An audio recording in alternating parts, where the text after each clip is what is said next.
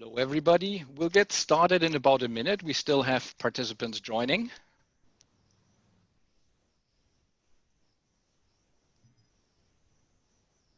How many participants there may be?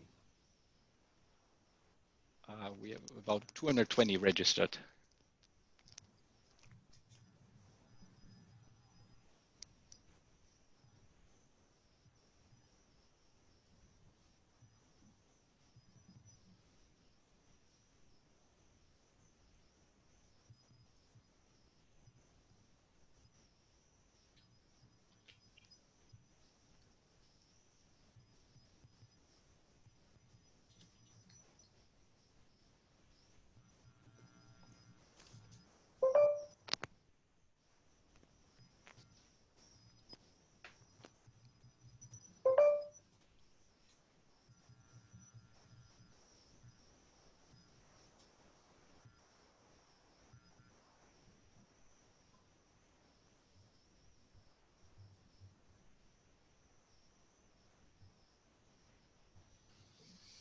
Okay, we'll get started. Good evening, everybody. Thank you very much for joining us tonight. My name is Dennis Grabau. I am responsible for spine education in Asia Pacific here at Johnson & Johnson, and it's a pleasure to welcome you to our training event tonight. Today's session is the first module in a comprehensive series of training events that will be covering many different aspects of the surgical treatment of complex cervical pathologies. And we're indeed very excited to kick off this series today. The entire curriculum was created in partnership with a group of thought-leading cervical spine experts from the region, which includes today's faculty, as well as the faculties that you will see hosting the upcoming sessions over the next months. Today's training first will provide a general overview over cervical deformity, and then we'll take a more detailed look at congenital and traumatic deformity. And then we will build up from that in future events. We will actually send you the registration link for the next module after today. And then I hope that you will join us again for the upcoming editions of this series. Before we get started, just a couple of very quick housekeeping items. First of all, the intention is for these sessions to really be as interactive as possible. You are definitely encouraged to ask many questions, and you can submit your questions at any time throughout the meeting by using the Q&A feature at the bottom of your screen. Just type in your question, and we have really allocated a lot of time for our presenters to answer your questions. Also, the faculty has built a number of polling questions into some of the presentations tonight.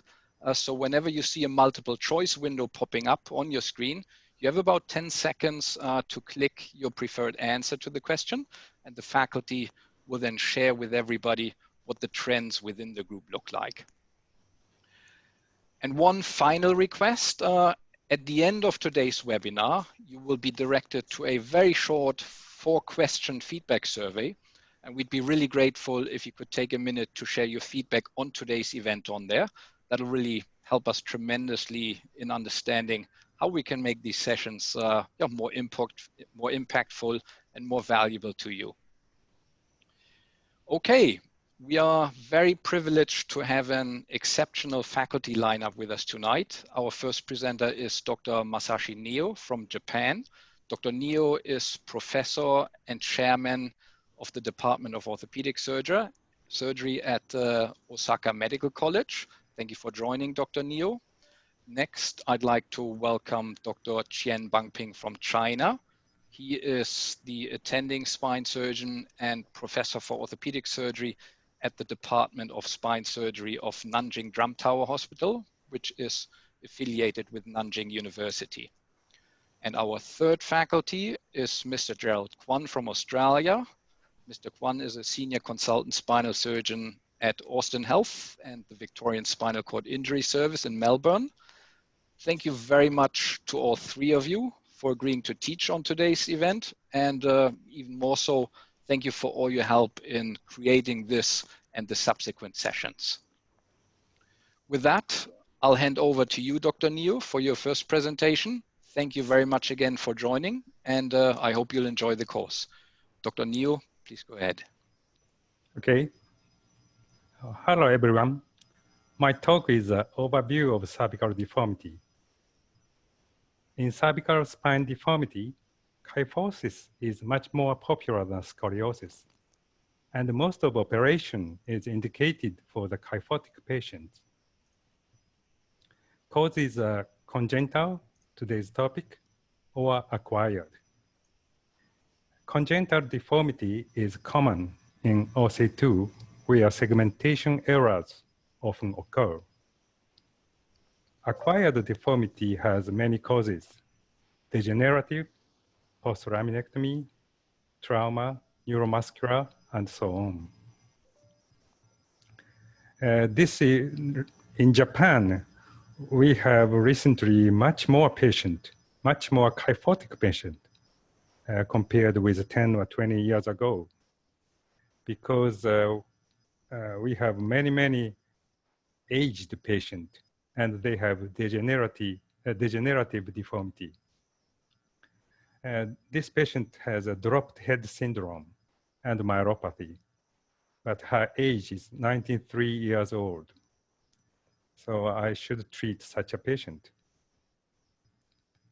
On the other hand, post-laminectomy deformity is often occur in young patient.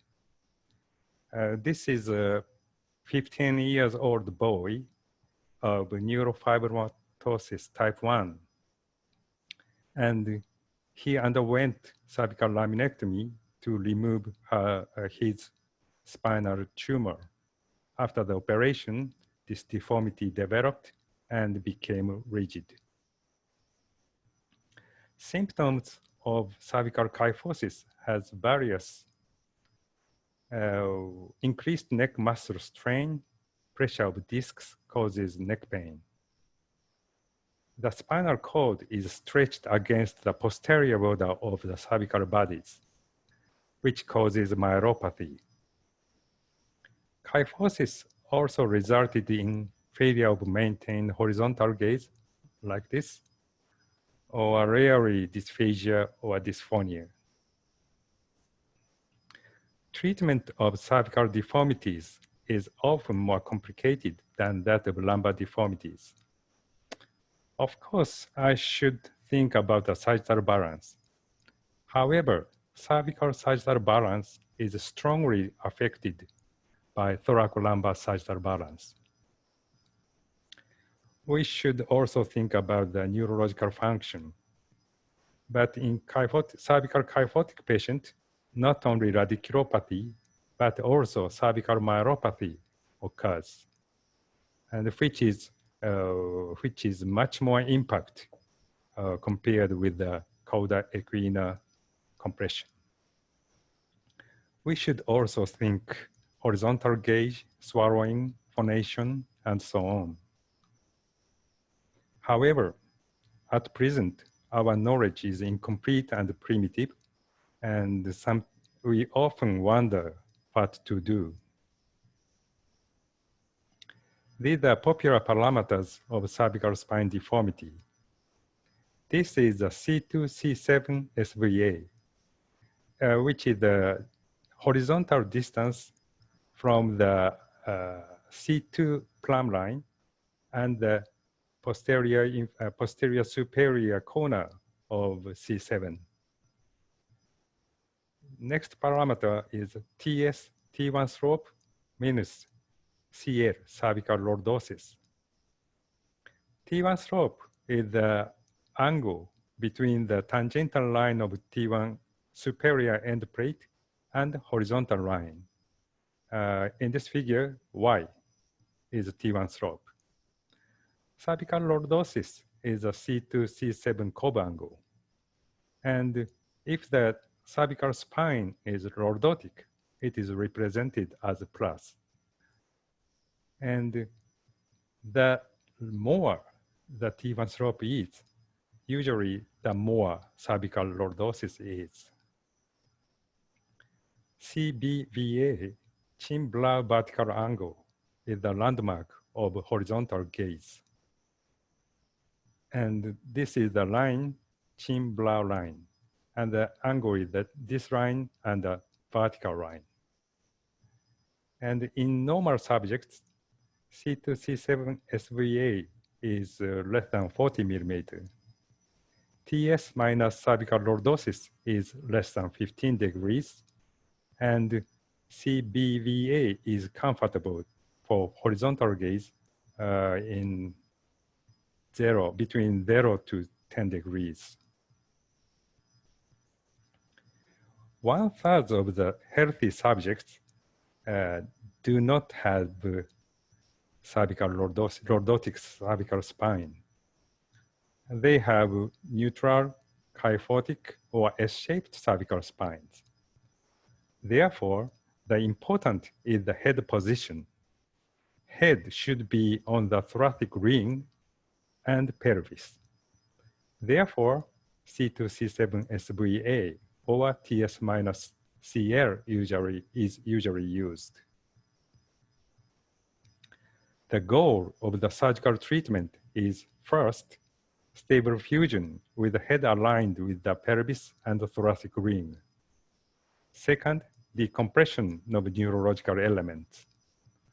Third, maintenance of comfortable horizontal gaze. And fourth, normal function of other cervical structures, such as swallowing.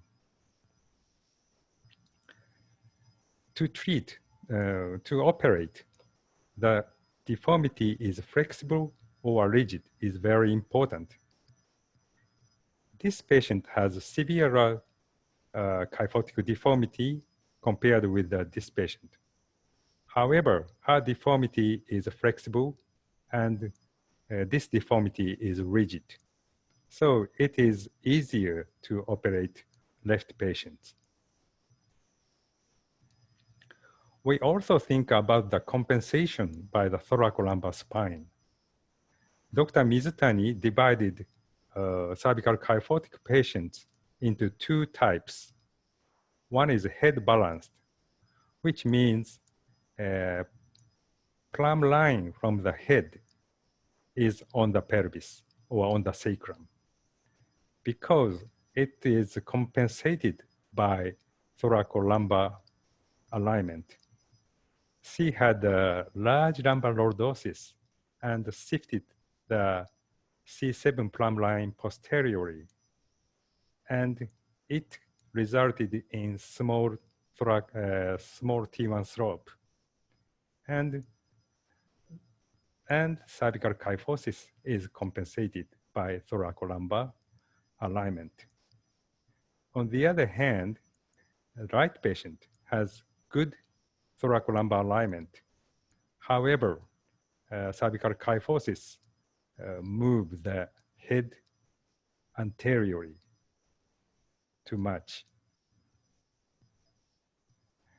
Okay, for example, this patient is a head balanced patient.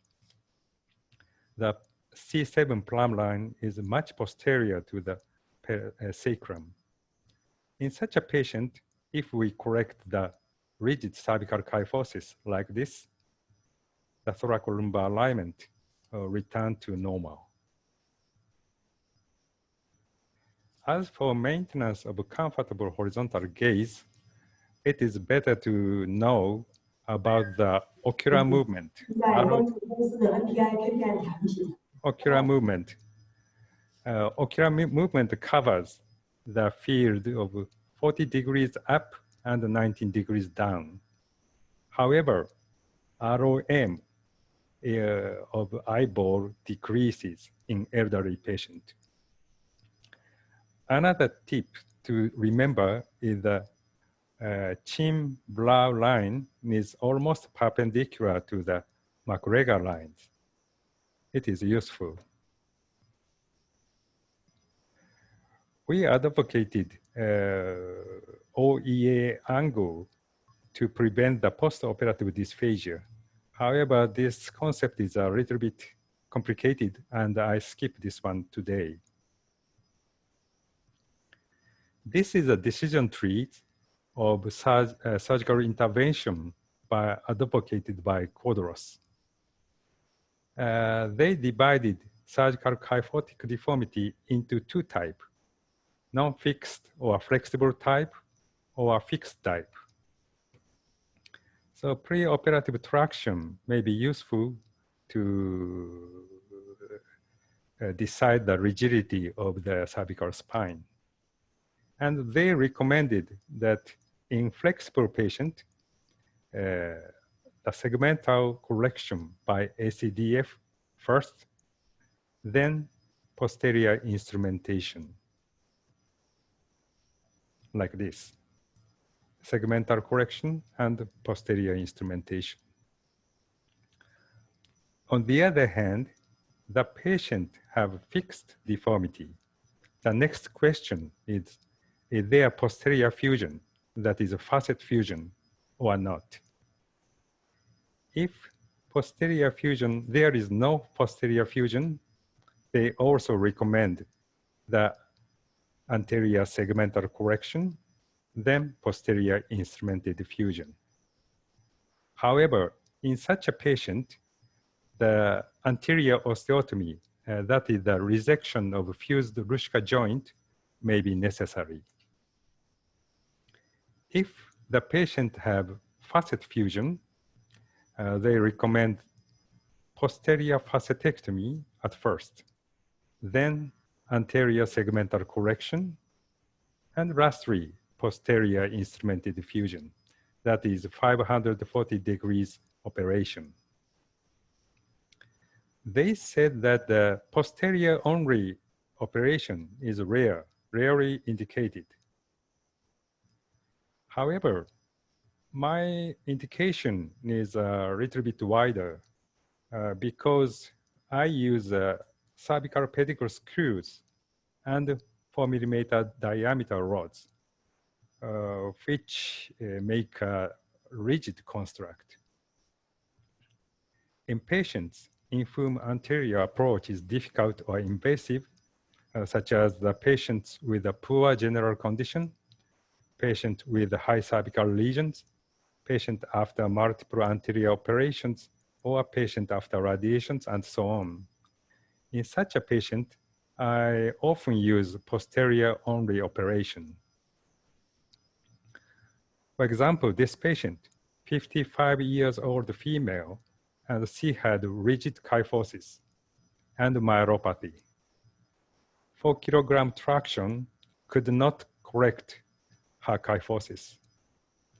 However, she had a past history of long-term steroid intake, and she was suffering from anorexia nervosa with a body weight of 29 kilogram, and she underwent hemodialysis.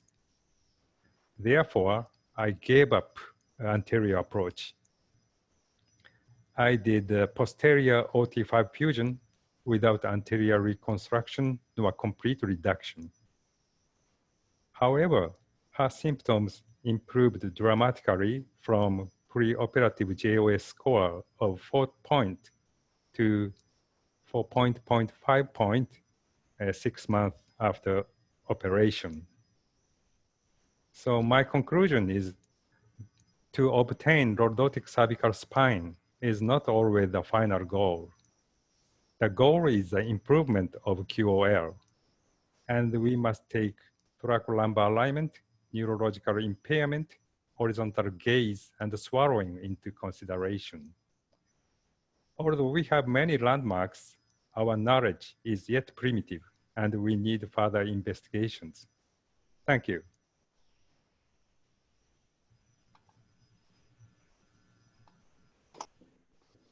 Thank you, Professor Neo. It's Gerald Kwan here from Melbourne. Is there any questions from the audience? It's a great introductory topic about severe cervical kyphotic deformity. If there's any questions, if you don't mind typing them in the question and answer session, the window you should have open on the Zoom, in your Zoom function. I have a question, Dr. Neo.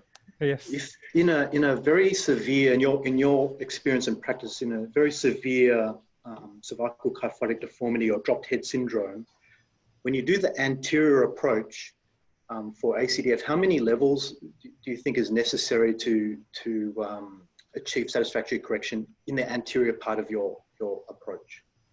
Oh, it depends on the degree of the kyphosis, but we check the X-rays and the most regional kyphotic region, I do segmental correction, and I do as much as possible.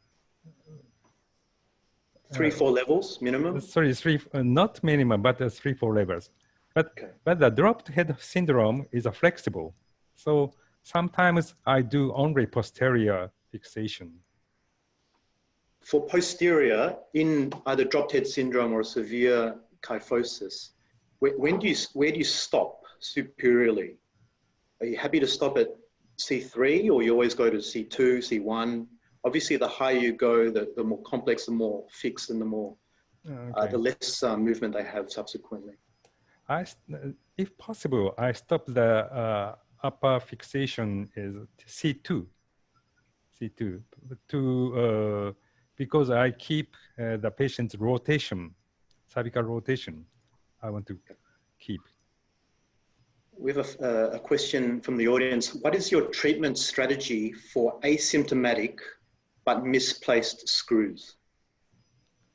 Oh, I don't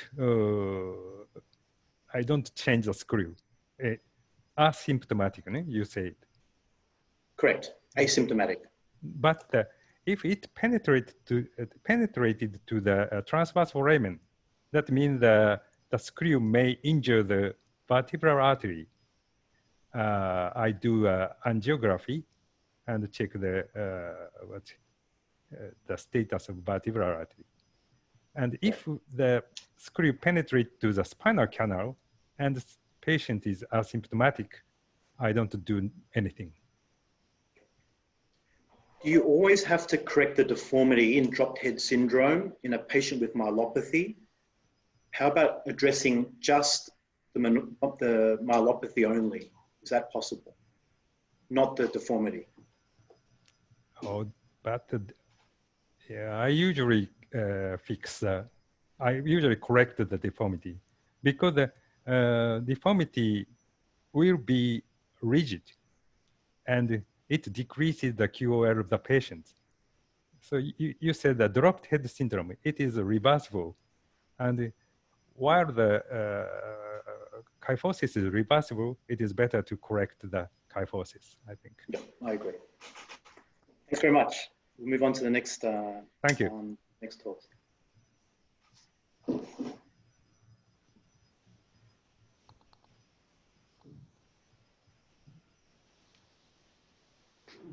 Okay. Can I start my presentation now? Yes, please. Okay, thank you. My presentation is congenital cervical deformity. No, sorry about that.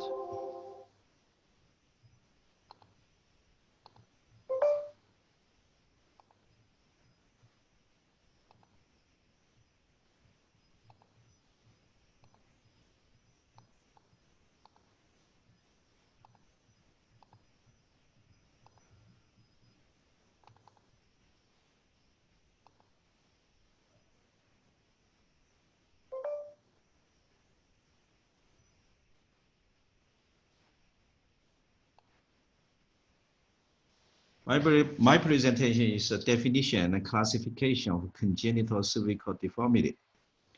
There is no consensus on the definition of congenital cervical deformity in the literature. Some authors point out that a failure of segmentation or failure of formation of cervical vertebra can be defined as a cervical deformity. Others point out that anomalies of the cervical spine can range from simple fused vertebra due to segmentation failure defect to complex cranial instability. Recently, Dr. Sun pointed out that the cervical malalignment in clonal and or sagittal plane caused by abnormal vertebral development should be also defined as cervical deformity. In terms of the classification of congenital cervical deformity, it can be classified according to the location of the deformity. it can be subdivided into upper cervical spine abnormalities. And the second one is subaxial cervical spine abnormalities, and the cervical thoracic junction deformity. The last is concomitant abnormalities. As far as the upper cervical spine abnormalities is concerned, it can be also subdivided into 6 groups. I will introduce to you one by one. The number one is oxidation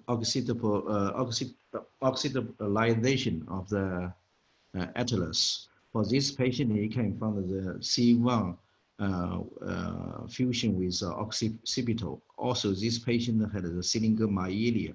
Unfortunately, the patient has a neurological deficit. The number two is defects of the posterior arch of the atlas. Dr. Paul subdivided this kind of patients into 5 types. For type A, type A is a failure of the posterior midline fusion with a small gap remaining. So type B means unilateral collapse. For type C, it can be defined as bilateral defects with preservation of the most dorsal of the arch. For type D, is a complete absence of the posterior arch with only a persistent isolated tubercle. So for type E, it means complete absence of the entire posterior arch, including the posterior tubercle. This is a demo case of typical classification of type B and type E with absence of the posterior arc and the tubercular. This is another case suffered from unilateral defect of C1 of C1 posterior arch. They can be classified into type B. This patient was treated with C1C2 fixation, considering this patient had a C1C2 dislocation. This is another patient of type E with the absence of the posterior arch of C1. Also, this patient had some neurological deficit. The third type is basilar invagination. This patient is characterized by the encroachment of the foramen magnum and by the upper cervical spine. Usually is odontoid process. For this patient, he is combined with C1 and occipital fusion and the vertical dislocation between C1 and C2. Also, this patient had a Kelly 1 type of malformation. The fourth type is anomalies of the odontoid. Odontoid for this patient had a C1, C2 dislocation and the odontoid hypoplasia due to the MPS disease. This is another patient with odontoitum. For this patient, he had the OS. So we just do a C1, C2 fixation and a decompression for this patient due to his neurological deficit. The fifth type is in some cases you can find both the C1 and the C2 posterior arch can be absent.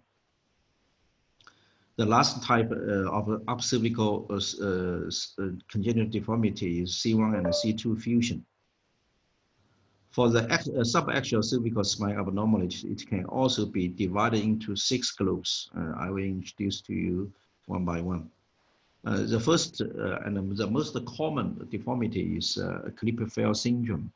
There are many various classifications regarding this syndrome. I think the most useful is Feil's classification.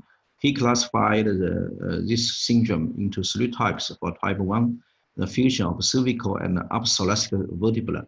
For type B, only 1 or 2 cervical fusions.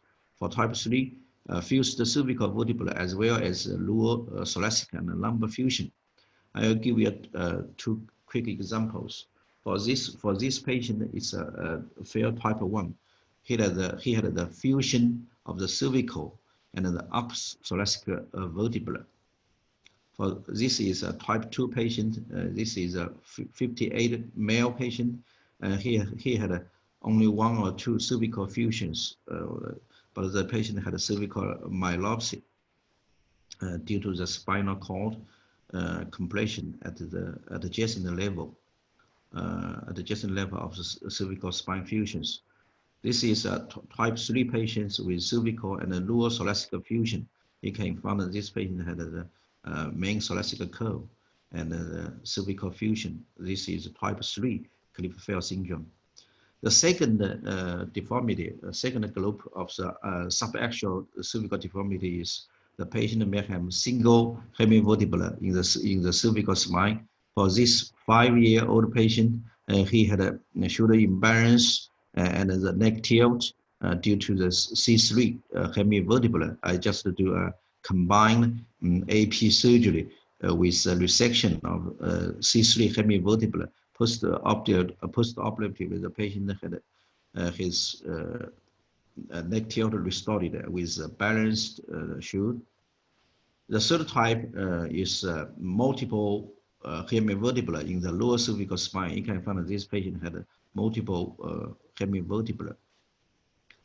The fourth type is spinal bifida. For this patient, he had a spinal bifida at the C6 level. With mingogasia. The fifth type is a defect of the posterior element of the cervical spine. This patient also had carried 2 malformation. The last group, the sixth group, is a cervical loop. This patient had a cervical loop, but he didn't have any symptom. In terms of the cervical thoracic deformity, it can be classified into 2 groups. Group 1 is single hemivertebra. Group 2 is multiple hemivertebra. I'll give you some quick examples. For this patient, he had a single hemivertebra in the cervical thoracic junction, but the patient had an obvious shoulder imbalance.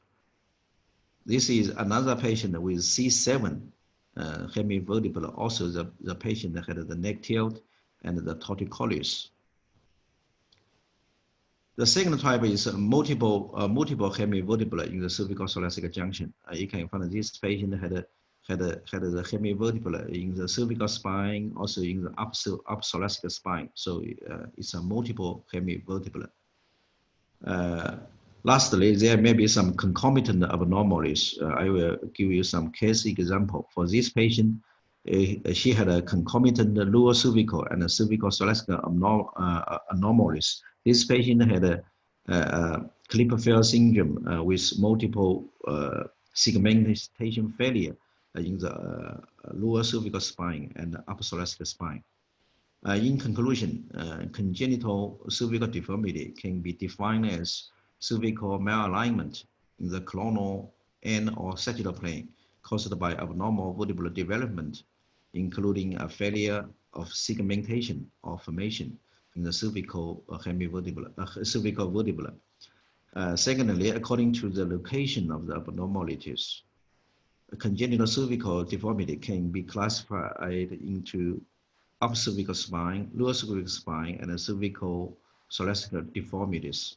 Lastly, hemivertebra and Klippel-Feil syndrome are the 2 major causes of congenital cervical deformity. Thanks for your attention.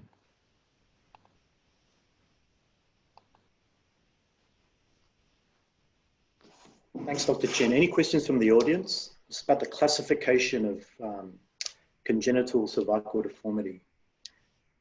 There's a question here. When do you decide to operate on high risk but asymptomatic children, for example, Down syndrome, for atlantoaxial instability?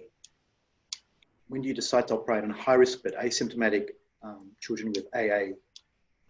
If the patient is asymptomatic for the first visit or initial visit, I will ask the family to make a regular follow-up.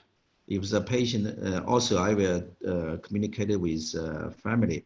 If we do this high-risk surgery, we need to consider the cost effectiveness of this kind of surgery.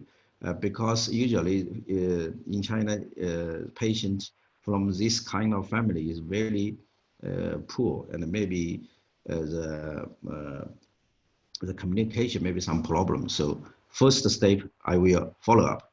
If the patient has some neurological deficit or the progression of the deformity, I will suggest the surgery for the patient.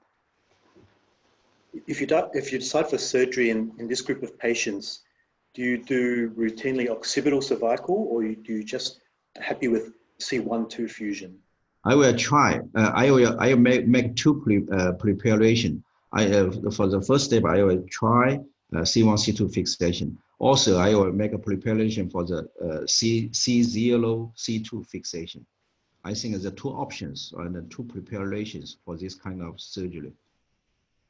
And then how do you decide to go to the occiput? How do you decide that? If there is no difficulty in the C1 screw insertion, also if there is good bone quality of the C1, also there is no artery malformations, I will consider C1, C2 fixation, because I try to keep the cranial cervical mobility of this kind of patient. What about asymptomatic Klippel-Feil syndrome? How do you follow those patients up? If the patient is in his pre-mature stage, I will ask them regularly follow up every 6 months. If the patient is adult, I will ask them to follow up maybe once a year, or twice a year. Last question. What are the treatment options for patients presenting with only neutral or axial intractable pain without neurological deficits in congenital cervical deformity? Just axial pain. And I will do nothing for this patient. I will suggest medication, maybe physical therapy. I didn't do surgery for this kind of patient because he just like the lumbar spine. If you do surgery for the patient with only pain, I think the surgical results is not very good. Also, the expectancy is can't achieve your expectation. Thank you. Thank you. Thank you. Move on. The next will be my case discussion. Yes, Dr. Chen. Oh, thank you.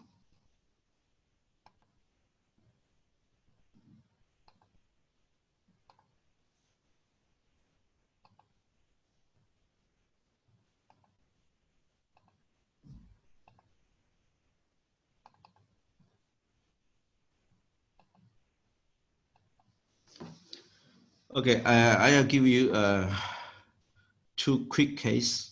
For the first case, it's a 2 year and 6 months female.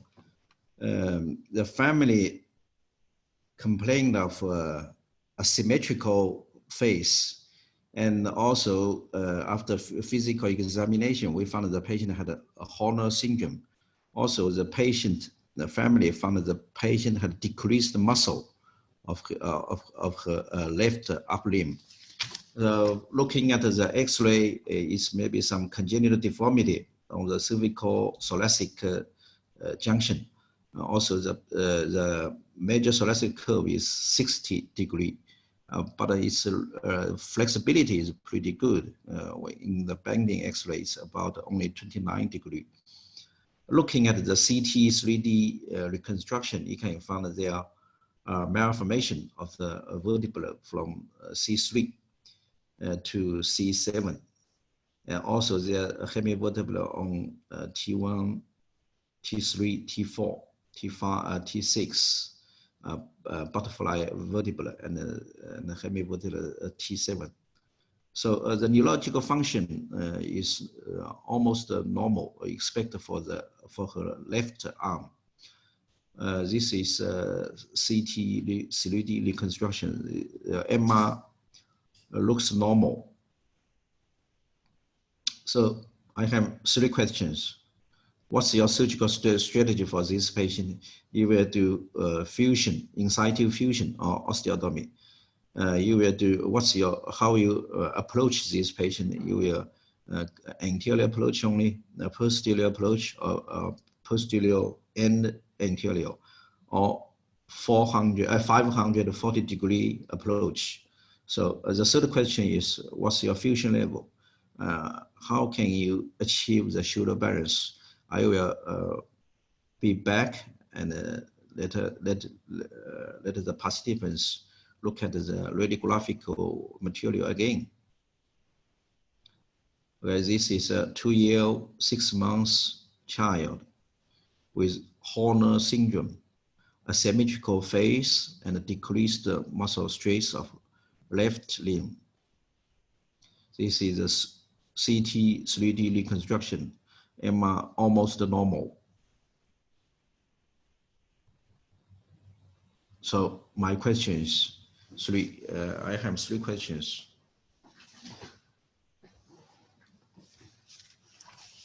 Dr. Kwan.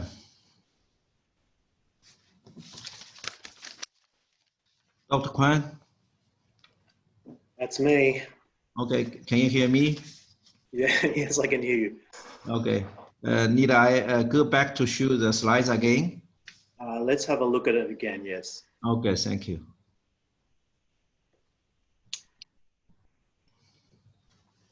Hard to see, so we've got a...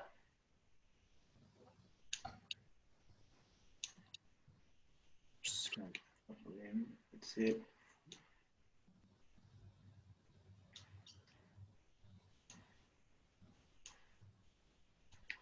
Fusion in situ or osteotomy, hemivertebral resection and fusion of the adjacent level. I would do a mixture of both, to be honest. I would do a half osteotomy, but essentially I wouldn't aim to do too much of a correction. So almost a fusion in situ, but with a wedge osteotomy to try and decrease the deformity. When I go anterior, posterior, P and A, P, A and P, I would try and do all of it posteriorly, save the second stage. So fusion levels. Yes. Fusion levels and shoulder balance. So I have questions for you, Dr. Kwan. If you just now you say you will do osteotomy and hemivertebral resection, so which level you will do osteotomy or hemivertebral resection? What's the target osteotomy level? The main hemivertebral deformity is at T2, is that right? These images Yes. are very small to me, so yes. that's where I would try to do a closing wedge type osteotomy at the most deformed level. So you will do T2? Yes. So what's your fusion level? Normally 3 cervical vertebrae, C4, 5, 6, 7, wedge osteotomy T2, and then 3, 4, 5 pedicle screws, all posteriorly, hopefully. For LIV, you will stop where? Where? The hemivertebra is mainly T2, a bit T3, is that right? Yes. So 3 levels below that, T6 or 7. T6 or 7. Yep. So you will start from C4 to Yep. T7. Yep. And you will do T2, hemivertebral resection. Yep, attempted. Thank you. Thank you. All posteriorly. Only posterior approach. Dr. Neil, can you give me some suggestion for this patient? Yes, it's difficult, but the main is T2. Therefore, then I reject the T2 hemivertebra from posteriorly. Okay. Then I will do a shorter fusion because she is only 2 years old. Yes. So I do a C7 to T5, ignoring the T6 hemivertebra.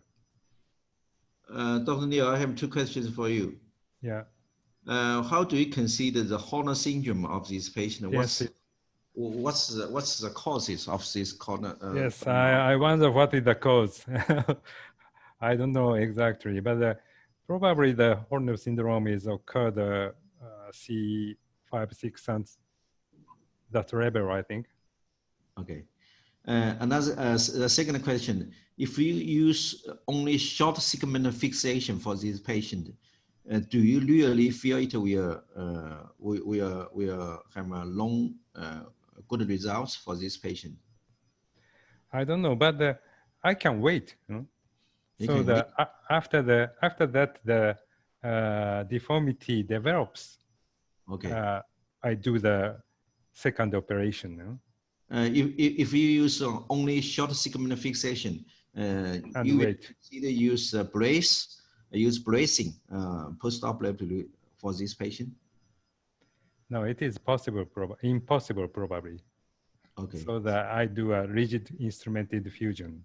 Okay, okay. Thank you. Dr. Kwan, I have another question for you. Dr. Kwan, can you hear me? Yes, very loudly. And so my question is the same to Dr. Neil. How do you concede the Horner syndrome of this patient comes from? It comes from because of the malformation of the hemivertebra or the development of the brachial plexus? To be honest, I have no experience in this. I have no idea why they've got a Horner syndrome. I assume it's part of the deformity at T2, but I've just not seen this. I have no experience with it. Okay, thank you. So the next step, I will keep moving on, or we have something else to discuss again. There've been no questions on the question and answer box, so please tell us your answer. Okay, I will keep moving.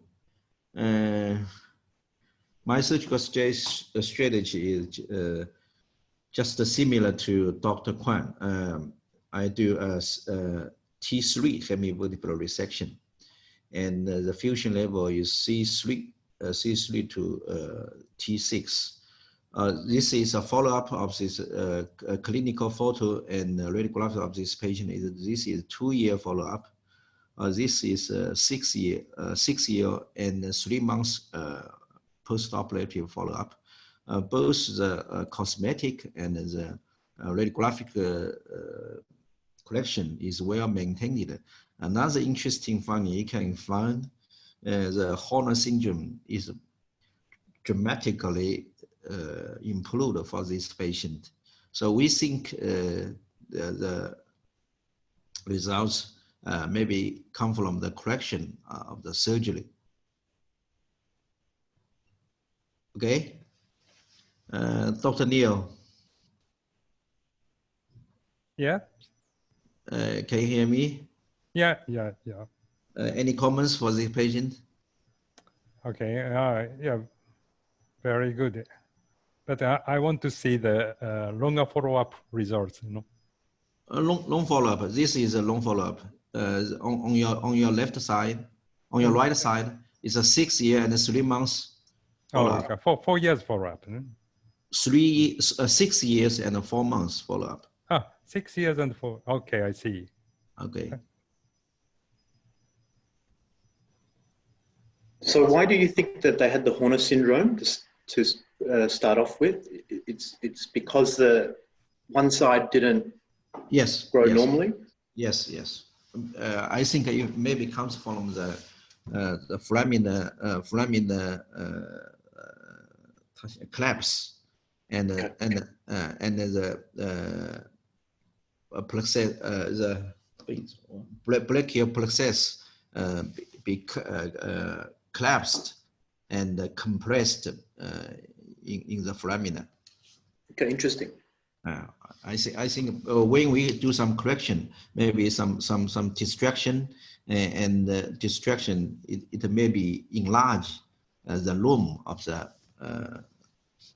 nerves, maybe because the patient do surgery at her old stage. Maybe there's still some chance for the development of the nerve root. I think maybe the change and the improvement of her Horner syndrome comes from the correction of the deformity and the enlargement of the lumen of the nerve root. I have a question. Yeah. Why do you extend the fixation to C3? So you use a hook. That's a reason. Huh? I think when you look at the when you look at maybe it's a C4, because yesterday I reviewed the X-ray again. You can find this is C2, C3, C4. Actually, maybe C3. Actually, maybe C4. From this lateral X-ray, we can find it's a C4 lamina. This is C2, C3, C4. So if you use a C7 or a T1 pedicle screw, you can make the fixation shorter, or? I agree with you. I agree with you. But for this kind of patient, for the 2 year and I think the cervical pedicle, the diameter is very small. Yes.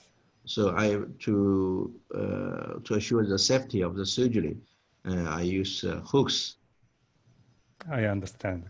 Yeah, I think for this kind of patient, safety is the most important. Because I usually use the navigation, so I thought that I could shorten the fixation range.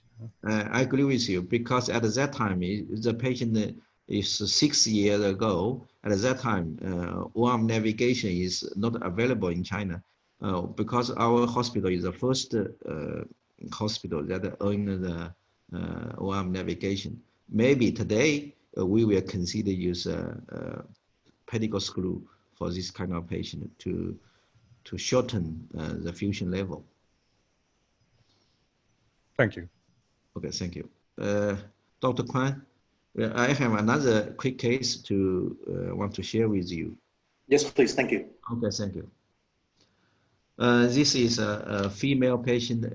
She's 11 years old. He had a torticollis for 3 years, no pain, no paralysis. The patient, the family and the patient complained of facial asymmetry. And the patient had a clinical photos. He came from the higher inner shield, neck tilt to the left side, restricted motion, head tilt to the right side. Muscle strength is normal. Also, there is no pathological reflex. Trunk imbalance also is negative. This is a clinical photo.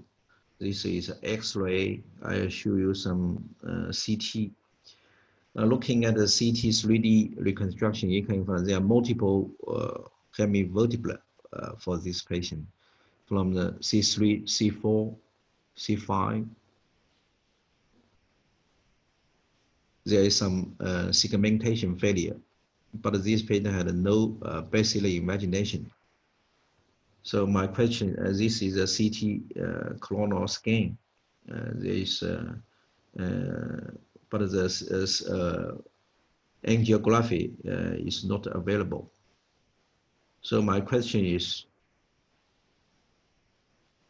for this patient, how you approach this patient. You will do fusion, in-situ fusion, or hemivertebral resection. What's your surgical approach? You will do AP approach or 40-degree approach. So what's your fusion level? Do you concede post-operative halo brace? So I will be back and show you all the radiographic materials. Dr. Neil. So this deformity is rigid. Huh? Yes, it's a rigid cervical spine. Okay, so I will do the posterior release, then anterior corpectomy, then posterior fusion from C2 to C7 or C7. Huh? C2 to C7. Yeah. So for the why you do the first stage posterior release? Did you consider the anterior release in the first step? Pardon me, anterior release we do. Yeah. I do. But the posterior fusion, facet is fused, I think. Because there is some fusion between, there is laminar fusion. Laminar fusion and C3, from C3 to C5, only C3 to C5, the vertebra is fused. So you will do posterior release in your first stage or for the first step? Yeah, I mean how about the C2-3 or C5-6? It is open. The facet is open. Okay. So it is, if this lamina is fused, I release the posteriorly. But only posterior fusion is only C3 to C5. I do at first anteriorly. First anterior. For this patient, you will do anterior first or posterior release first? If the C2-3 or C5-6 is fused, only here. Okay, thank you. Dr. Kwan, can you give me your suggestion or your comments for this patient? Yes, I think the main problem in this case is the C3 and the C4 hemivertebra. It's different from the last case, which was a T3 hemivertebra, very difficult to access anteriorly. I think it is more straightforward, obviously, to access anteriorly. If the main deformity is C3 and C4, I would do an anterior approach first. I'll do full corpectomies, total corpectomies of C3 and C4. I use a strong pin distractor in C2 and C5 and try and correct as much as possible and put a large strut anterior, either anterior vertebrectomy cage or a fibula graft, whatever, to jack open that space as much as possible. And then I think I need to go posteriorly to supplement the fixation C2, same level, C2 to C5. So I have a question. During your anterior release, you will expose the vertebral artery or not? Or just leave it as it is? Just leave it at that as it is. You never expose the vertebral artery? No. But in the literature for the first report of the cervical hemivertebral resection, the author, maybe in 1960, the author exposed the vertebral artery. For me, I never exposed the vertebral artery also. Yeah. So my question is, why some authors like to prefer to expose a vertebral artery, while others don't want to expose the vertebral artery? Can you give me your comments for this question? Thank you. It's a very good question. I work in an adult trauma center, and my service is an adult spinal service. But other trauma centers in Melbourne, in a major trauma, will routinely perform vertebral artery angiogram or MRA to look at what happens to the vertebral artery in trauma. This is not in this particular case, but in trauma. And if there's a vertebral artery issue in some of these hospitals, they will either be anticoagulated or have a vascular surgical opinion. But in my experience, I never investigate vertebral artery issues. I don't do MRAs routinely. I've just never seen a problem with the vertebral artery causing symptom problems in adult trauma, and so I assume that in my experience would be a similar situation in this type of case. I just not heard that it's a real problem. Thank you.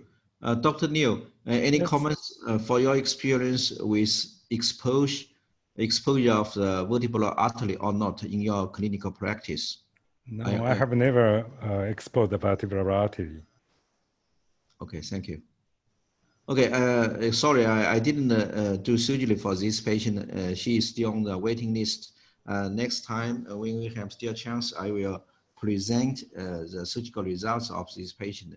I also plan to APA surgery for this patient. I plan to do anterior release and posterior fixation and anterior fusion for this patient.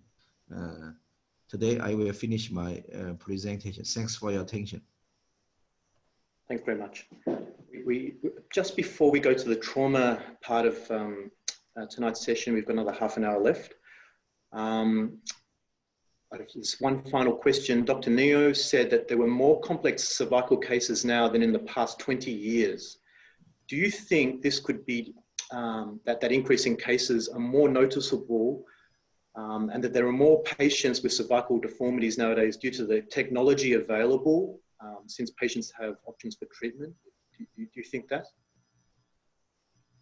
So you said the cause of the increase of the patient, no? There are more complex cervical cases now than we've seen in the past 20 years. Is that more noticeable because of the technology available, you think? We're more aware of that and patients have more options for treatment? No, I don't think so, because in Japan, the high age patient is fairly well because of the development of the medical care. And another is yes, and they go around or do normal life. But because of osteoporosis, they have a thoracic kyphosis, which make the cervical spine a dropped head syndrome, I think. And yes. Thank you. Okay, we better. Okay. We'll move on. Share my screen. So I'm going to have I'm pleased to give you a talk on the various classification systems that we have for traumatic cervical deformity. So as you heard, I'm Gerald Kwan. I'm a spinal surgeon at Austin Hospital in Melbourne. We're currently in a deep lockdown from this coronavirus. We only have 100 cases a day, but we've got a curfew to stay in our houses. We can't leave home between 8 o'clock in the evening and 6 o'clock in the morning. So it's been a terrible time over the past 6 months for us. And as a result, there's been very little trauma, which is a good sign.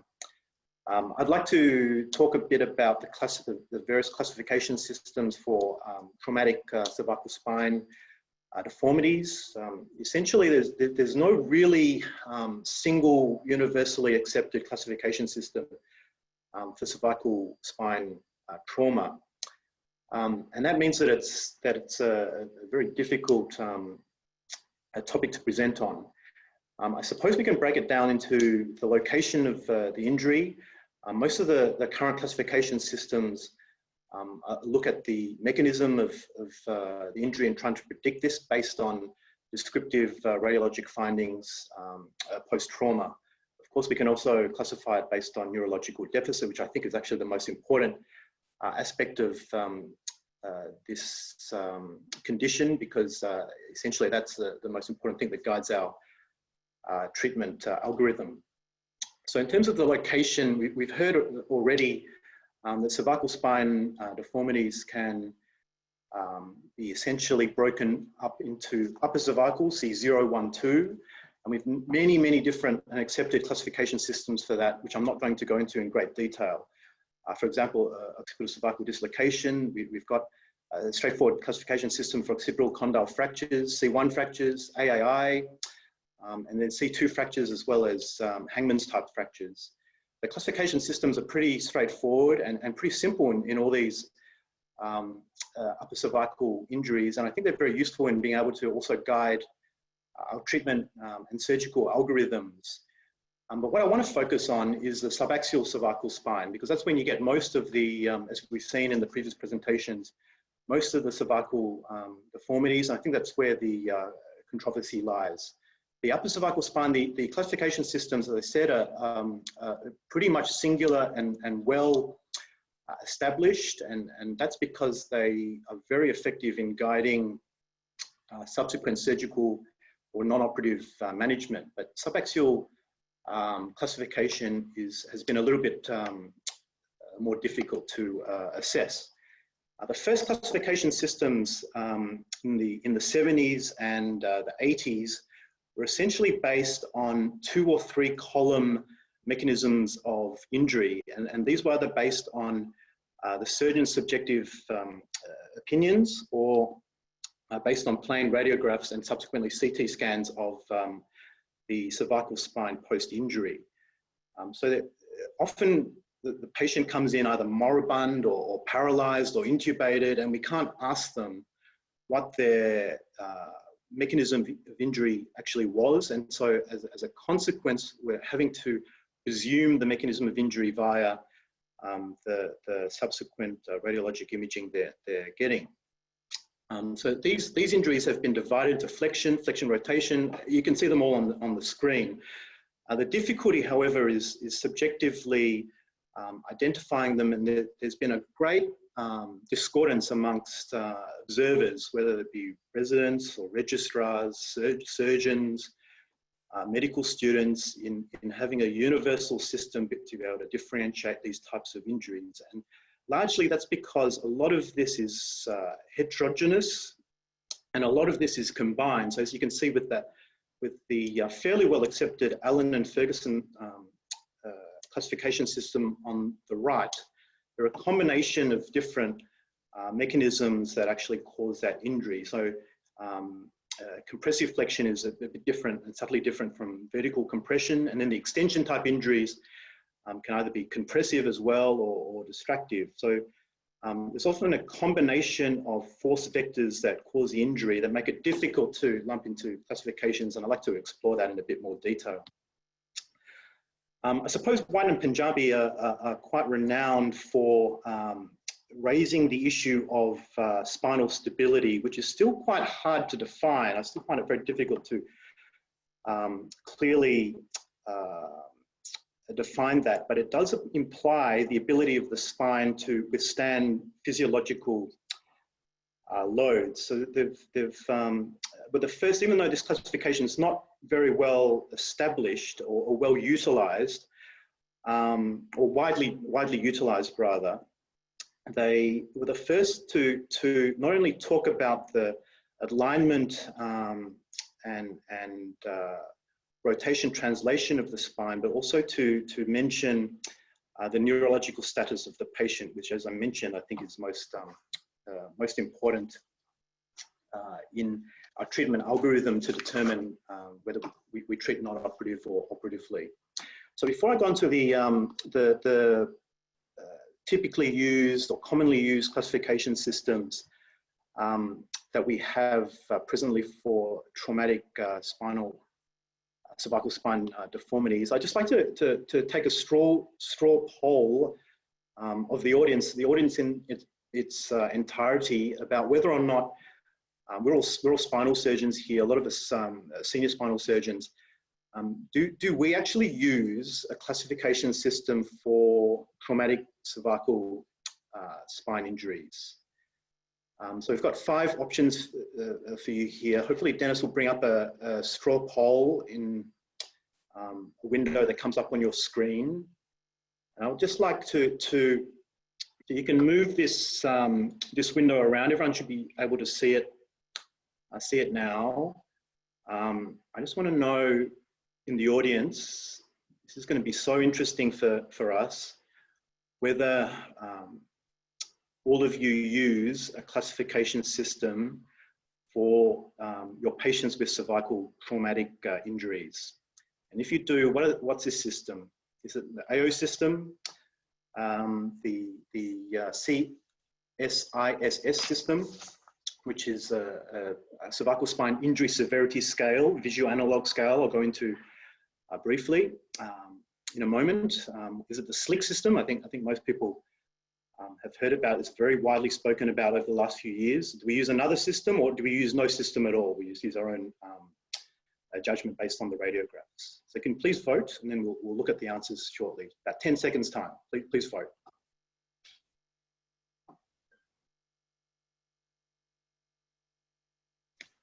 Dennis, do we have an answer?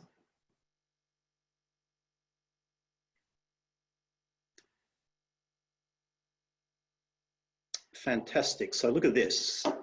In fact, there are 100. I think there are 100 participants here, but we've got 40 voters. So I appreciate. We're going to do a few other polls, which are going to be really interesting for all of us if everyone could vote.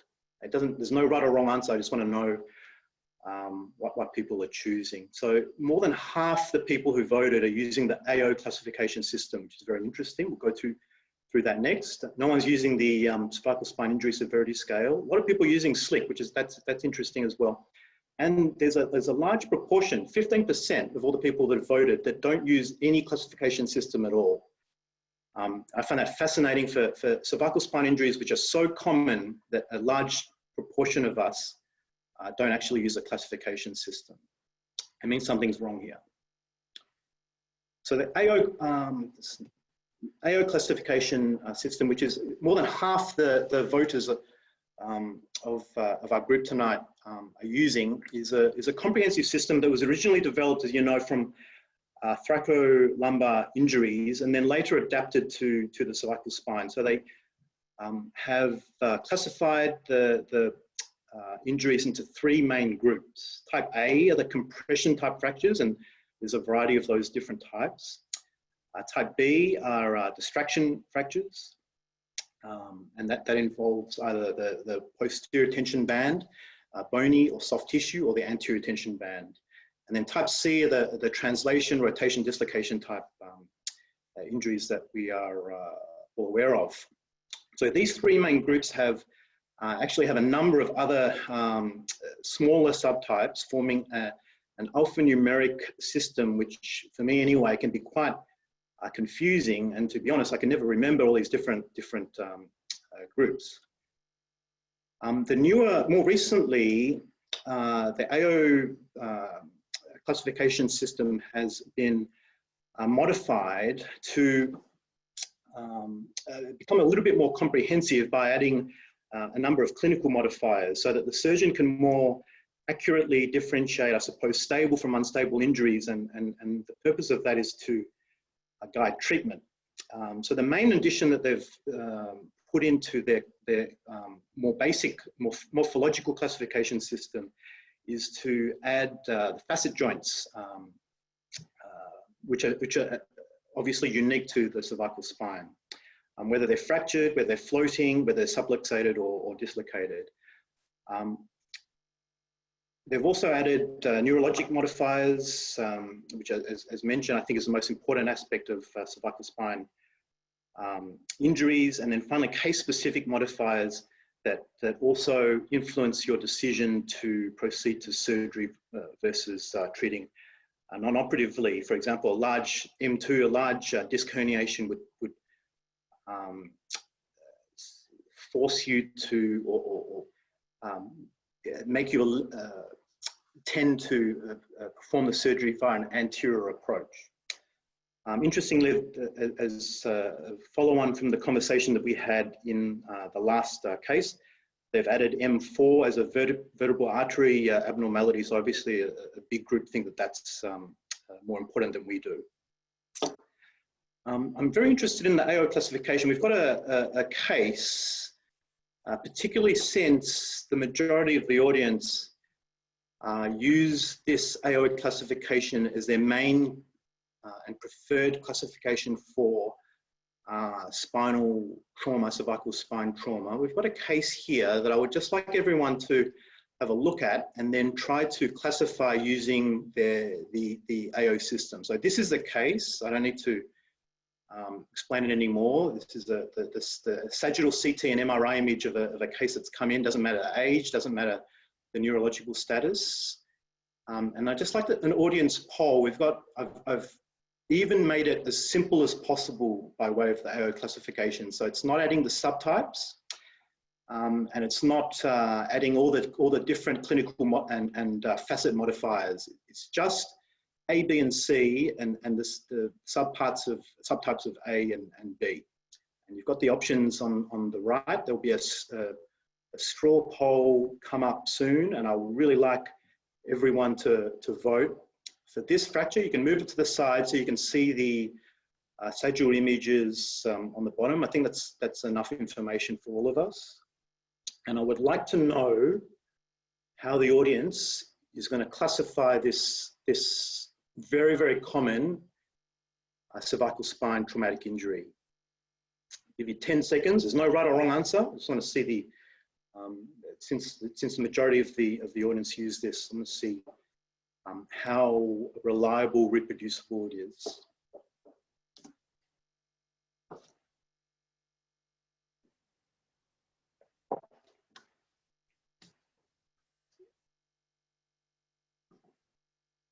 Please vote.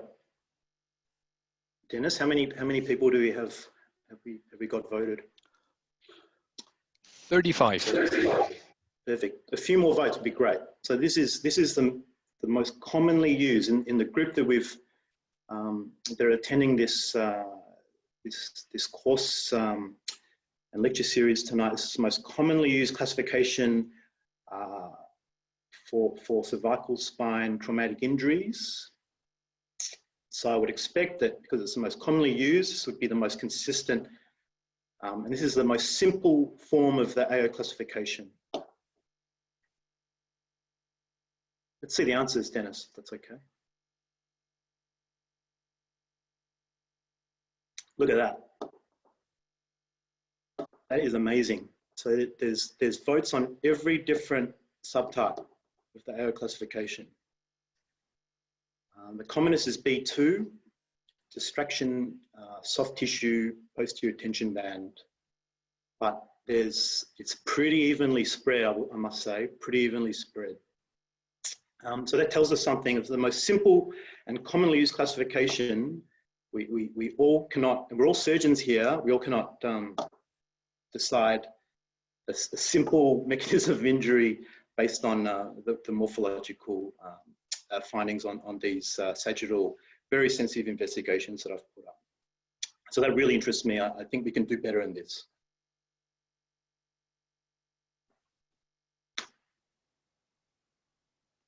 So this is second, which is fairly well presented and well reported, the cervical spine injury severity score. It essentially divides the cervical spine into 4 columns. The aim of it was to make classification systems for the cervical spine less subjective by way of trying to predict the morphology and the mechanism of injury. So they divided the spine into 4 columns, as you can see in the axial CT scan image at the top, anterior, posterior columns, and then 2 lateral pillars, including the facet joints and lateral masses. There was a visual analog scoring scale to a grade from 0 to 5, where 0 is no injury at all, 1 is undisplaced, either undisplaced fracture or very mild ligamentous injury that hasn't shifted or displaced or distracted, and 5 is the worst possible injury you can imagine affecting that column. And so they divided 4 areas of the axial spine at the injury level, and you grade it from 0 to 5, and then you add the scores.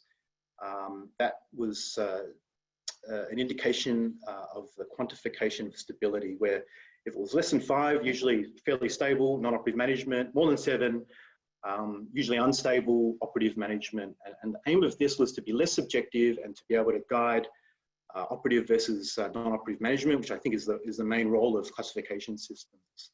So again, I'd just like to do a straw poll. Again, no one really used this classification system, which I found quite interesting as well, because it's very well reported.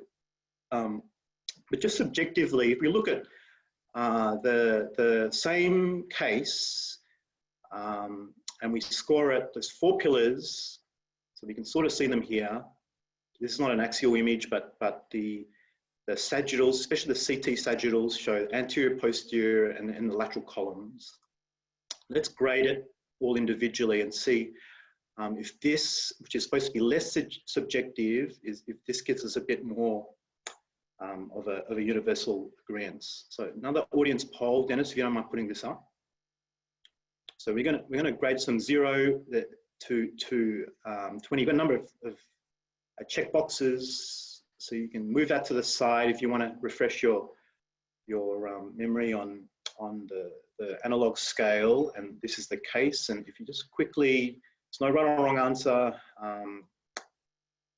just add your scores, and I want to see how accurate this less subjective scoring system is supposed to be.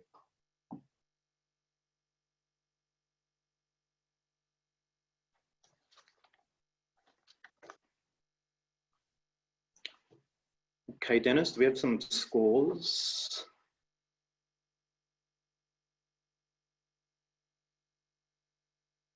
So it's a big variety of scores as well.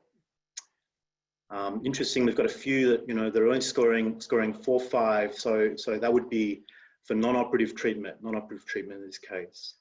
But a lot scoring intermediate, 8, 9, but there's still quite there are 6 different subgroups, and so that there's actually a range between 4 and 15. There's a range of 10, and this classification scoring system only goes to 20. So that's a massive variety of results as well. Very interesting.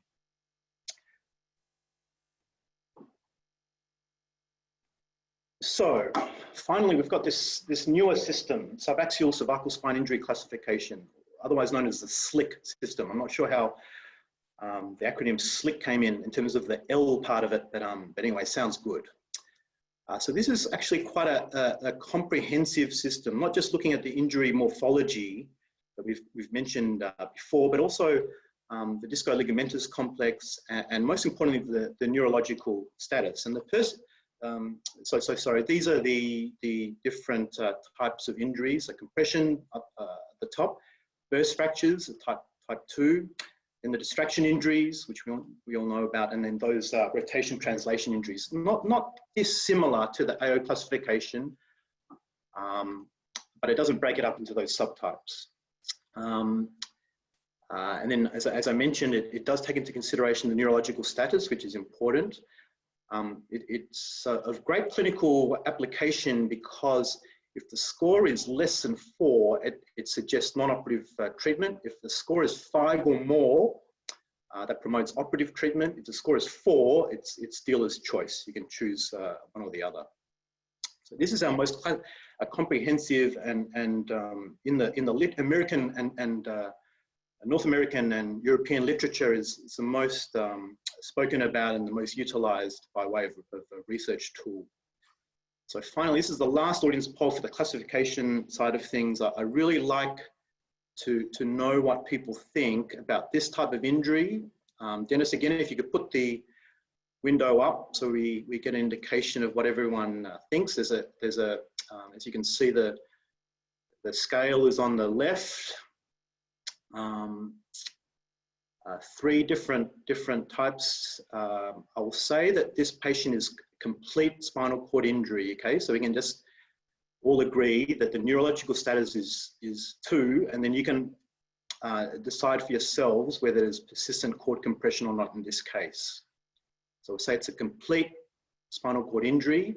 All we need to do is figure out the injury morphology and the integrity of the discoligamentous complex. You score that.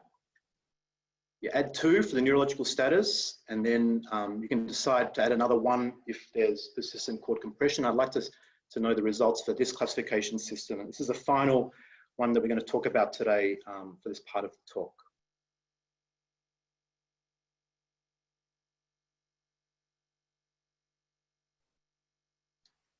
Seven, look at that. There's a range, every single number except for 2 and 10 that is covered in this. So I find that really, really interesting. And there's a wide range of scores in this system, and a significant, more than 10% of these scores would push you to treat this patient non-operatively. So I think that's really interesting, and it really shows that we've got a long way to go with our classification system in subaxial cervical trauma. And I think we can, a lot of these systems are based from North America and Europe, and I think we can add something to that perhaps for future research and collaboration. In this sort of case, we can do one final quick poll. Are we going to operate or not operate in this patient? Dennis, can you just put up operate versus non-operate?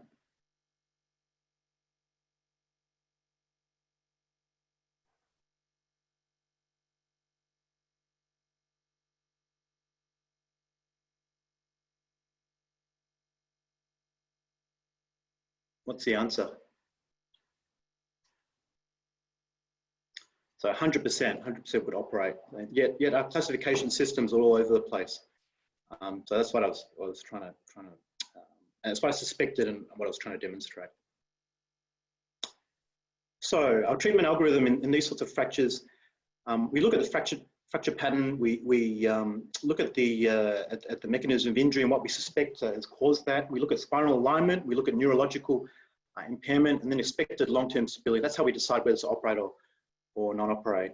I think the ideal classification system, I've spent a bit of time on it, but I think the discussion and the results of that have been quite fascinating for me personally anyway. The system should be clinically relevant and practical, should guide us in prognosis, predict complications, guide a treatment algorithm, should be reliable, reproducible, accurate. We'd love it simple, more practical, and reliable, as well as comprehensive. But the difficulty is the more comprehensive and complex it gets, the more non-reliable, non-reproducible it is. I think, as I said, we can go a long way into improving that in the future. Any questions about the classification side? And then I'll just get into a couple of cases. I'm very cognizant that it's getting late, especially here in Melbourne. So we don't really have a time limit, but I'm cognizant it's getting late here. I appreciate any questions, and I'm happy to take some for the classification side if there are any questions here. Or should I move on? I'll quickly go through this case, a cervical burst fracture. 21-year-old, very common injury that we see here. High-speed motor vehicle accident. C4 burst fracture. Asia A, complete spinal cord injury. These are the sagittal CT scans. It's the axial and the bottom middle. This is the sagittal T2 weighted MRI scan with the spinal injury evident in the spinal cord. So quick audience poll. This is the case. What does everyone prefer? Would we do it non-operative management, anterior alone, posterior alone, anterior and posterior? Quick poll.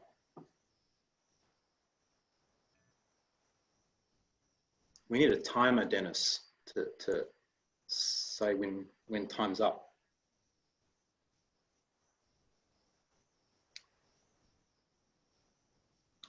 So good, and almost 2/3 front and back, and then the remaining third essentially front. I think it's totally reasonable. So, unfortunately, I don't have any surgical videos to show. At some stage, we'll organize them, but as I said, we're in deep lockdown now, and by the time I was asked to to this presentation. There's just no trauma on the roads anymore because we can't go out.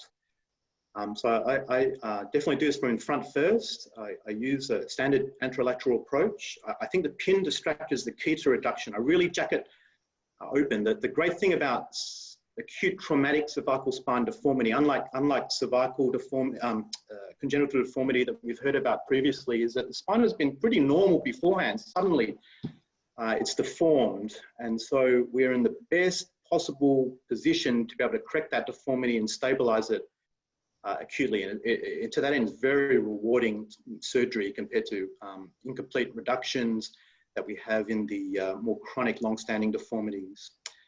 I do use ACDF principles, especially when the burst fracture is and anatomy is distorted. So we all know how to do ACDF. So we focus on the disc space above and below the fracture site and just perform it as you would an ACDF after really jacking open the pin distractors to get exposure and hopefully to achieve your reduction. I use, depending on the comminution of the fracture, large pituitaries or bony nibblers to excise the smashed vertebra. We save that bone, obviously, to use in the bony fusion in the reconstruction. I very, very rarely take autologous iliac crest graft anymore. The final decompression, so you can burr down to the posterior cortical wall if that's not smashed up. Otherwise, final decompression, I use small kerrison punches or angle curettes to peel that from the anterior dural surface. I think the key is end plate preparation to firm subchondral bone. You want your reconstruction cage to fit very snugly and purchase the bone firmly. So you don't want to scrape or burr the cartilage and the subchondral bone such that you reach cancellous bone. That will lead to higher graft incidence and subsidence and potential instability into the future. I use a paddle footprint to run up and down the corpectomy defect to ensure the cage will fit subsequent to impacting that in. And all the while, particularly with the distraction using the pin distractors, I look at the alignment of the facet joints posteriorly. I essentially base that on whether or not I go to the back. If they line up really well and you're distracting it as much as you can, then I'm happy just to do an anterior approach. In this case, you can just see, I haven't put the device onto the pins at this stage, but you can see that the facets are not quite well aligned there. So in the anterior approach, I use, it doesn't really matter what recon cage, but I do like titanium mesh cages because the surface is rough and it does purchase the end plates quite well, especially in trauma. You fill that cage with the more sliced bone from the corpectomy, and I really like a snug fit. It's better to put the cage a little bit bigger than obviously too small. I really don't like loose cages because you want immediate fixation, just like any orthopedic fracture surgery.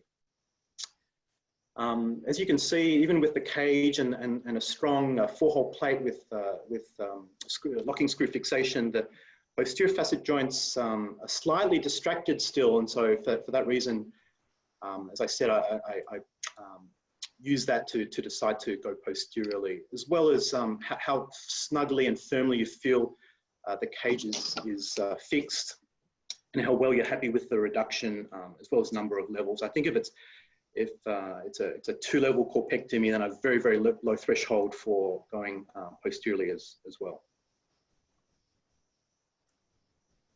So that's the final result. Similar sort of cases, 2-level case, so same principles like I discussed. I'll just go through this quickly. Same, use the pin distractor to get a really nice reduction, and then do your corpectomy, reconstruct, snug fit, good purchase on the end plates. That would be the take-home message that I have for very common acute cervical traumatic burst fracture with or without spinal cord injury. Snug fit, be very meticulous and particular with your end plate preparation, and then align your facets nicely. That's the best way to know that you've achieved a good reduction and stability with your reconstruction. Another quick case, 835 here. So this is cervical bilateral facet fracture dislocation, 24-year-old. This is Australian rules, a footballer who it's a pretty brutal game, our national sport. You put your head across the ball and you can be cleaned up very, very randomly, unfortunately, by your opponent's knee. And so from time to time in either Australian rules football or rugby, we have these devastating injuries, as you can see in the CT scan on the left. So this is the footballer though, but no spinal cord injury, just left-sided C7 radiculopathy. No spinal cord injury. Unilateral left-sided C7 radiculopathy. Quick audience poll: do we do an MRI or no MRI in this case? Because you know what you're dealing with. This is a CT, it's very clear. Do we do an MRI or no MRI? You can move the box to the side if you need to see the images. So you see 50% subluxation in the far left CT scan. See the facets. These are the axials. MRI, 86% MRI. Interesting. So I agree. In Australia, medico-legally, we're really obliged to do an MRI, especially if something happens subsequently, even with just radiculopathy, for the medico-legal reasons. At the very least, we've got a very, very low threshold of performing MRI. So this is his MRI scan. A couple of sagittal slices. There is some disc disruption, as you would expect, whether that's a significant disc herniation or protrusion that on what you think. Now, what do we do? This is going to be interesting. Do we do a closed reduction or do we go straight to open reduction? Now, he's not got a spinal cord injury or an incomplete spinal cord injury. He's just got still C7 radiculopathy. It's been a few hours. It takes a little while to go from the sports ground to the major trauma center. So he has been like this for a few hours. It's getting late, actually. It's getting late, and like tonight. So they're in the emergency department. Might not be able to access theatre for a while by the time they clear it out and screen for COVID. So do we do a closed reduction or an open reduction? 50-50, 50-50. So for me, I do open reduction. I'm going to take him to theatre anyway, so we'll skip this. What's our operative approach in this case? So it's another common case. We'll just bring this up again, Dennis, if that's okay. You can move it to the side, this window, so you can look at the case again, but I think we're all pretty familiar now with the case. Bilateral facet fracture dislocation, unilateral C7 radiculopathy. We're going to go anterior only, just posteriorly. You can do direct reduction of the main problem, the facets. Do we go A and then P, anterior then posterior? Do we go posterior then anterior? Do we do front, or back, front, back? 3-stage, 2-stage, 1-stage.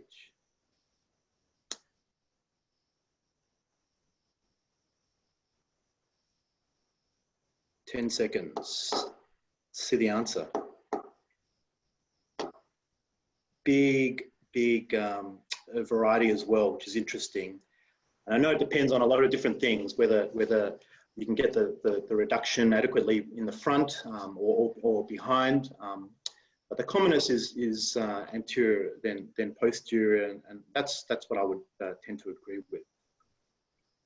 So that's exactly what I do, anterior, and then depending on how happy I am, go posteriorly. So we've got a few techniques of anterior open reduction. The way I think about it, I'm an orthopedic surgeon initially, but I just do spinal surgery now. But as an orthopedic registrar, we would reduce a Colles fracture almost every night, if not more than once a night. And so I think that the principle of the reduction of facet joints, even though it's much more high stakes, is similar to reduction of the Colles fracture. First is exaggerate the deformity, exaggerate the kyphosis. Again, I use pin distractors for this by the anterior open approach. There are a few tricks with the pin distractors. You can put them slightly divergent so that when you bring them together, you can you can exaggerate that kyphosis more readily, especially in these sorts of cases when the vertebral bodies are really, really solid. In the young footballers, for example, they're the commonest types of patients that get these sorts of injuries. You can more readily exaggerate the deformity or the kyphosis.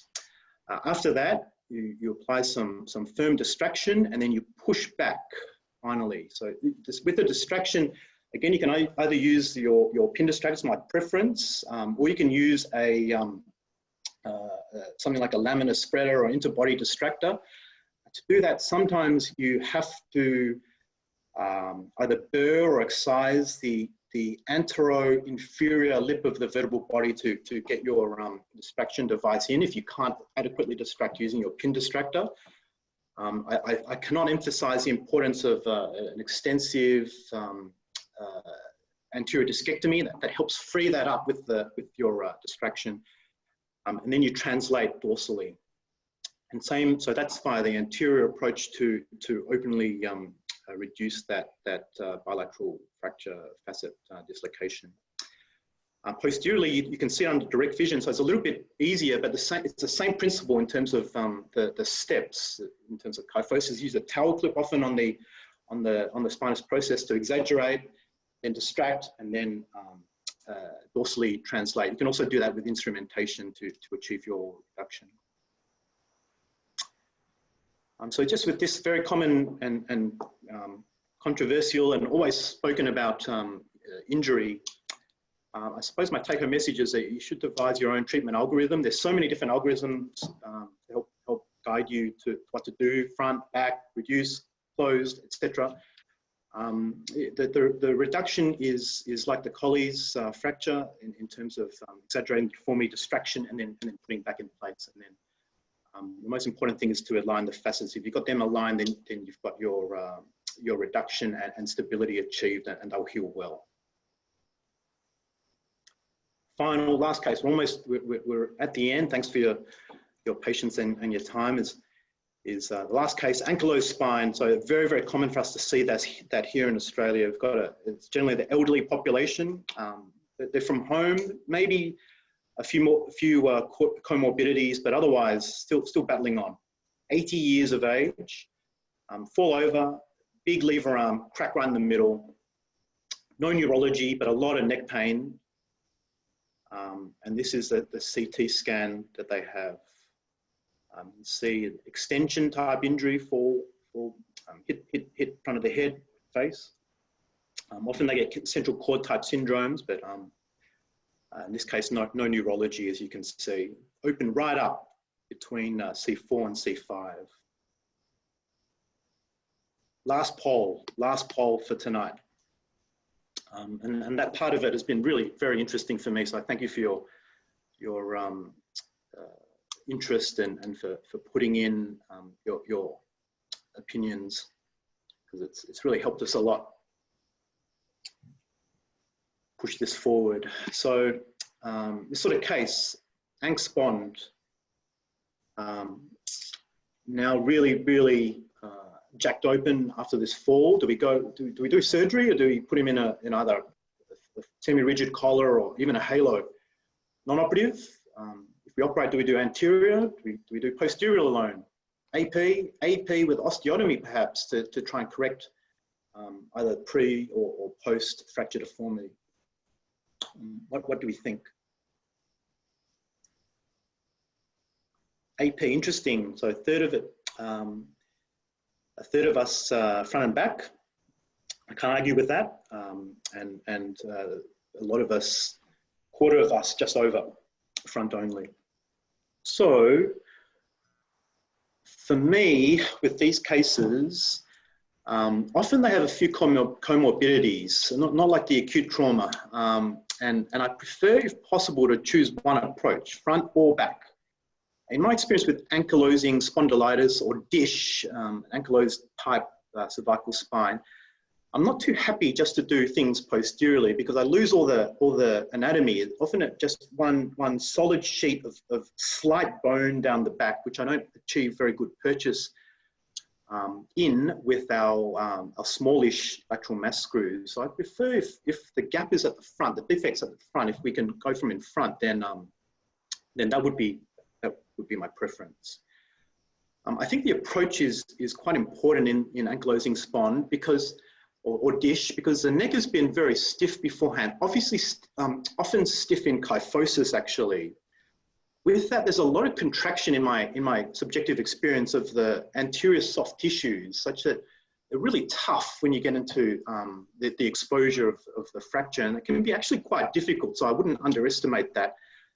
Furthermore, a lot of patients after the surgery, again in my subjective experience, have a lot of issues with dysphagia and swallowing for those aforementioned reasons. In fact, if you ask them prior to the injury, if you get a chance to speak to them, a lot of them already have these swallowing difficulties pre-injury because of either a kyphotic deformity and the contracture of the soft tissue. So the approach is not as straightforward as, it's never as straightforward in a very difficult and complex cervical traumatic deformity, but often, particularly in this case, is not that straightforward.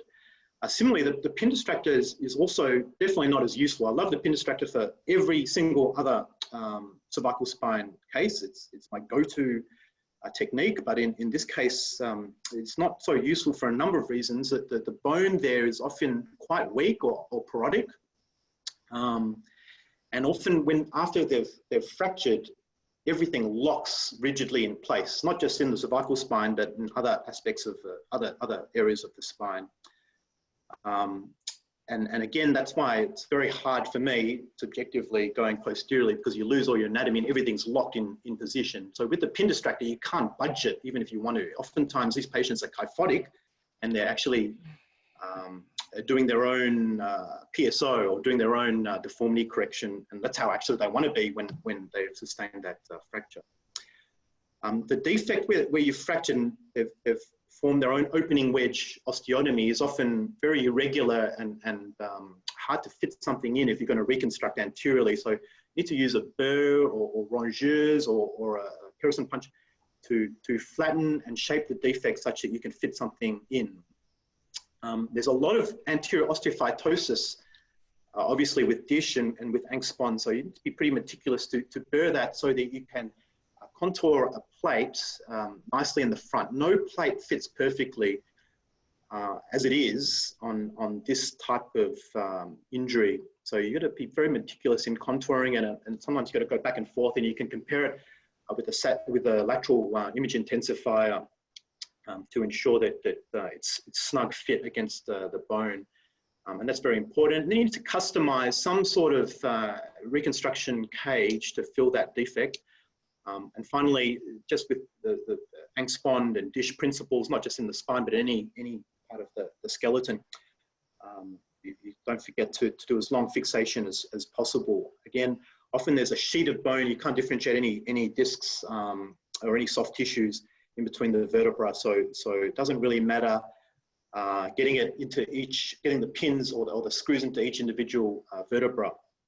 But you want to get as long a construct as possible. So I've had a few cases just doing anteriorly. It's fairly locked in this position.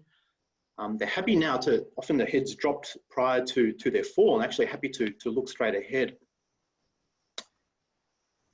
Subsequent to, this is 1 year post-op, they're fully healed. A similar case, just to prove it's not a fluke in this instance. Long segment fixation. So again, just final common, these are the 3 commonest injuries that I would treat in Melbourne, Australia anyway. In the elderly, angspon, care with the approach, customize your prosthesis, both the cage and the plate, and don't forget your longer fixation, not just like you're doing an ACDF. If you're unsure, go to the back, but often it's very, very difficult to differentiate the facet joints posteriorly. I'm done. Thanks so much for your attention and for your. Okay, thank you, Dr. Khan. Thank you. Thank you, Dr. Khan. We have several questions from the audience. Can you answer? I'm looking them up. How about expandable cage? This was at 8:32, so. That was the first case. The burst fracture. Right, probably asking about expendable corpectomy devices. Yep, no problem. You can.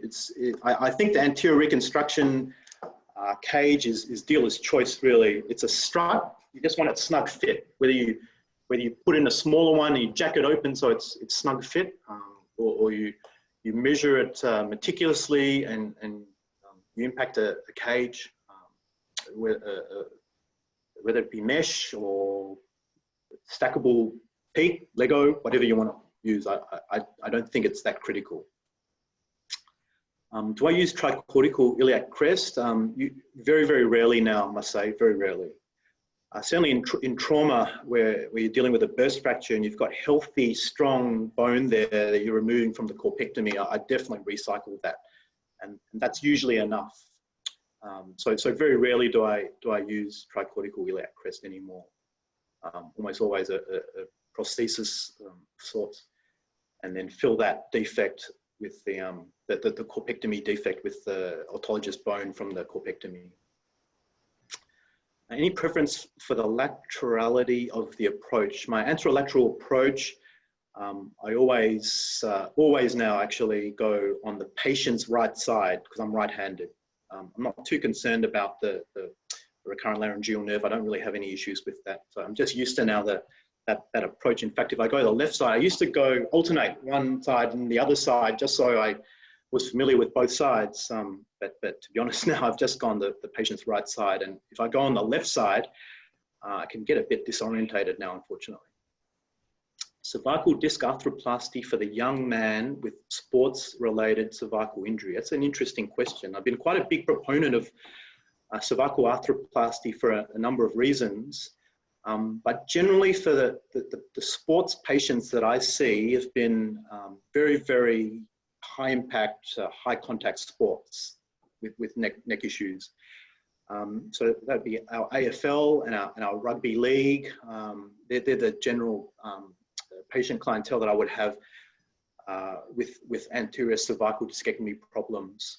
In those cases, I must say, I have a much lower threshold now to resort to an ACDF fusion device.